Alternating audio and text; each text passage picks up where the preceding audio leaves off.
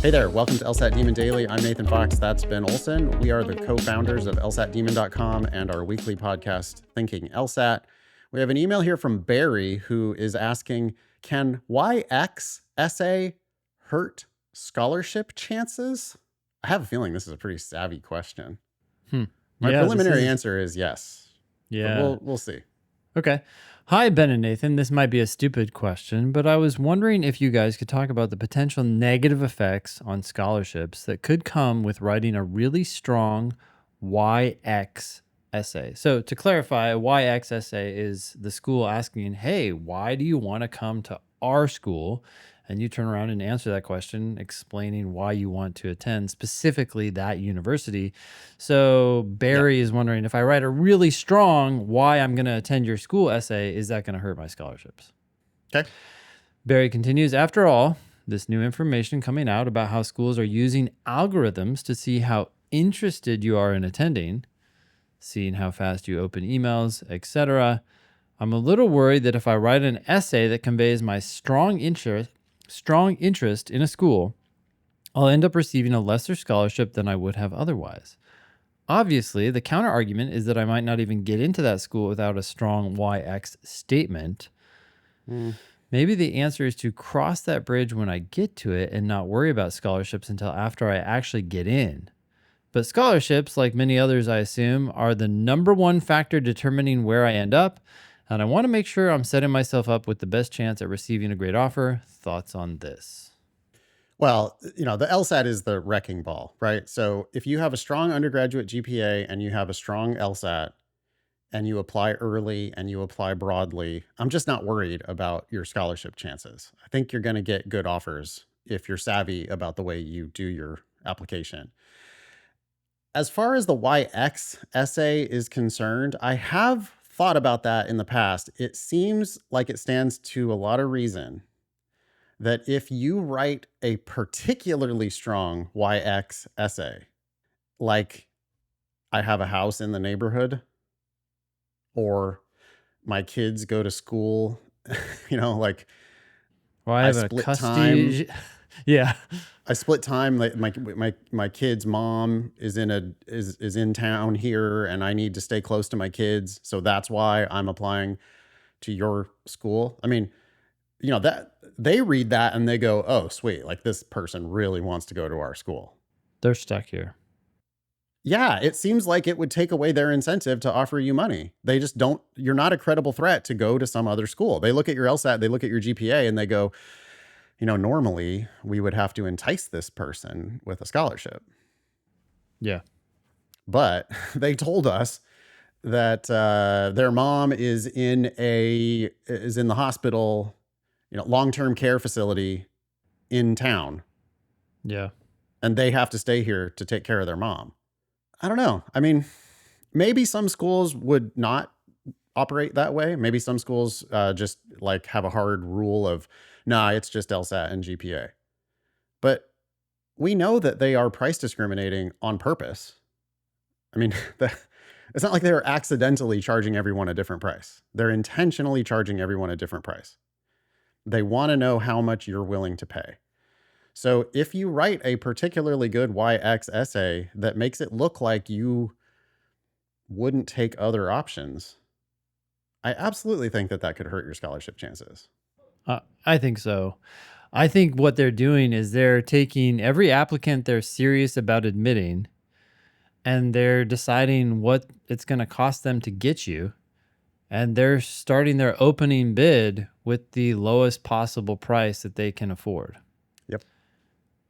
And what I mean by that is they're offering you the smallest discount they can possibly offer and still think that they'll get you.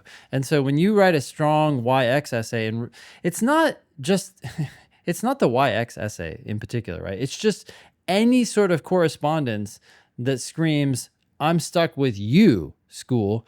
And they're going to say, okay, we have a spectrum here and we're going to start even lower. They may still feel compelled to give you a discount because without it, you're not going to come.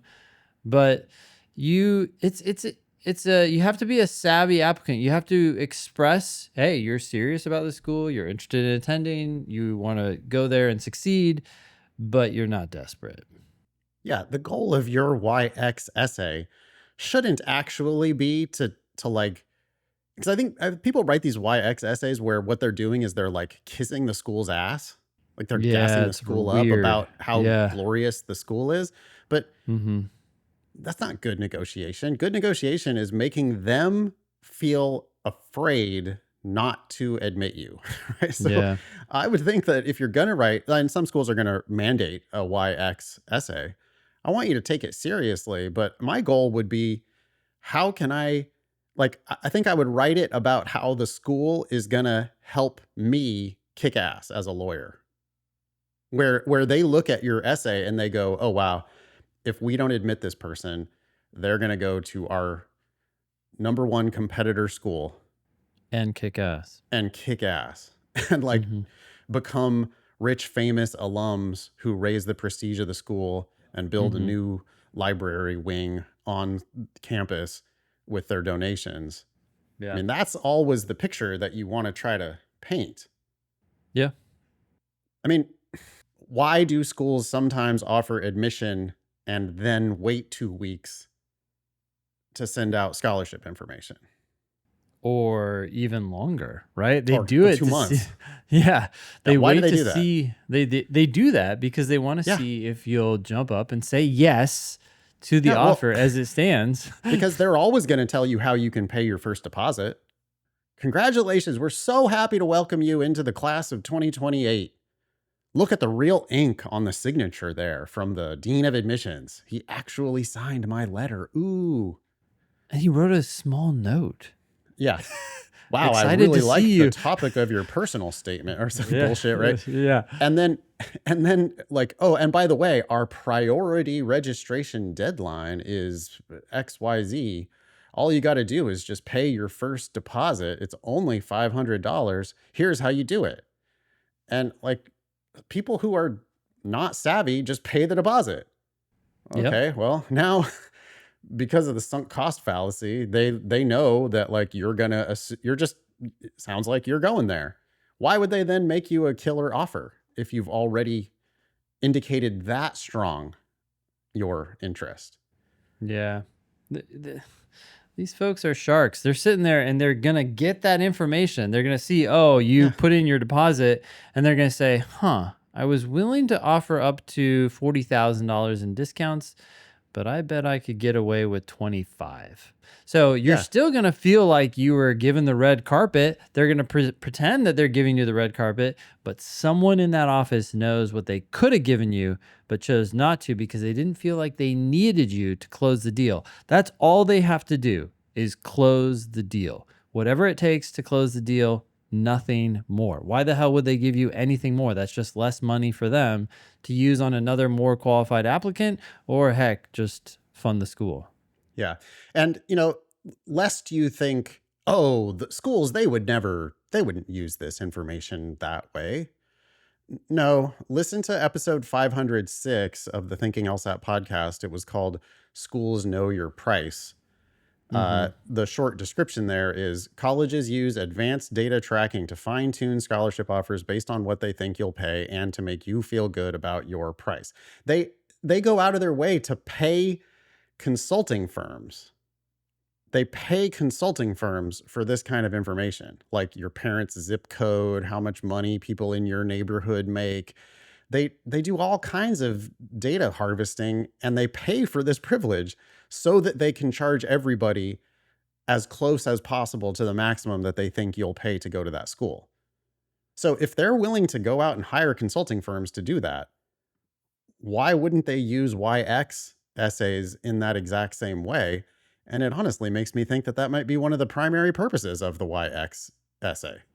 I was just gonna, I guess I was gonna go a little bit further. I think the YX essay and so many of the questions on the application are not what they appear to be. They Right. just are, there are opportunities for you to vomit information. Yeah. That's And it. it's 100% artificial scarcity to begin with, right? I mean, we have too many lawyers. We have too Mhm. many law schools. There are too many graduates. There's more graduates than there are jobs. But they have this whole, the whole scam is basically like, oh, we're going to make it look like this is a super prestigious institution. You can't even find out what price you're going to pay until you've applied for admission. Like, you have to beg for the privilege of coming to our school. We decide whether we're going to admit you or not. Then we talk about price. Mm-hmm. And that's how they are able to charge way more than what the actual product should conceivably be worth. Anything more for Barry? Yeah, I'll try to keep this short, but this last weekend I took a first aid wilderness course. I had to get certified Oh, because I'm going on a long hike with my kids with the scout troop. cool. And anyways, one thing, there's like a million things you have to think about when you approach a situation where someone has been injured, right? And we did a lot of these practice scenarios, and as we were doing them, it's like we just kept stumbling because you're like, oh shit, what's next? Oh, what do we got to do here? Oh, what's more important, hypothermia or the spine injury? And so, anyways, my point here is that the instructor, when he was talking, when he was talking about approaching various scenarios that he's approached in real life, because he works for the Park Service, he talks about how, like, okay, I'm running up to a victim, they're swearing at me. That's great news because I know, one, they're conscious, two, they're verbal, they're alert, they're aware of Yeah. what's going on, right? And Yeah. he's checking off all these things in his head as he's walking up to the scene, whereas my Mm, brain is like overwhelmed with all this new information, and I'm like, well, what yeah. was the first item right? So my point is that when you get very, very familiar with a domain, every small detail is Mm, immediately valuable and informative to you, right? yeah. And these law school admissions officers are acutely aware of all sorts of things. So any sort of communication you have with them can be tipping them off immediately. They're acutely aware of exactly what your comments reveal about your willingness to attend that school, your willingness to pay for that school, and how desperate you are to get in because you haven't applied other places, right? There are questions on the application, or how many other schools have you applied to? Where have you applied? And so if these questions are optional, generally the advice is just leave them blank because you're probably going to end up giving more information that ends up helping them way more than it helps you. Yeah. Remember, if they're going to give you a scholarship, they are buying your numbers. They're buying your LSAT, they're buying your GPA because those numbers they have deemed high enough that they're going to raise the prestige of the school. That's why these scholarships get given at US law schools. And so if you're like, yeah, if you're in doubt, like I'm just noticing that Barry is like worried that he's going to get denied admission. Yeah. Dude, if you're worried That that you're going to get denied admission, then you're not going to get a scholarship anyway. no. So the purpose of this essay is not to like beg them to admit you. The purpose of this essay, if it's required, is to meet the requirement. And then, you want to finesse it in such a way that they come away from it just going, yep, this is a great applicant who's going to have great offers. We should roll out the red carpet for this one. Totally. Well, I want to talk about what you just said there too, with Barry's concern about not being admitted. Yeah. Let's assume that Barry was fully qualified for a full tuition scholarship. Yep. Revealing the fact that you're worried about getting admitted would Oh, immediately yeah. make the school realize, hey, we don't need to give this person money to get them to come here. They're just going to be happy to be Yeah. accepted. Yeah. So Yeah, this you is where shouldn't. like every clue can just immediately help them, not you. Yep. Yeah. You want to portray yourself as a savvy applicant. You do not want to look desperate. Yeah. And begging for admission, acknowledging too many of your own weaknesses. There's just lots of ways that you can show yourself to not be, what your numbers might be worth. Yeah. Hope that was helpful, Barry. Please email daily@lsatdemon.com if you would like to ask us a question or share some LSAT or law school admissions news. Thanks for listening.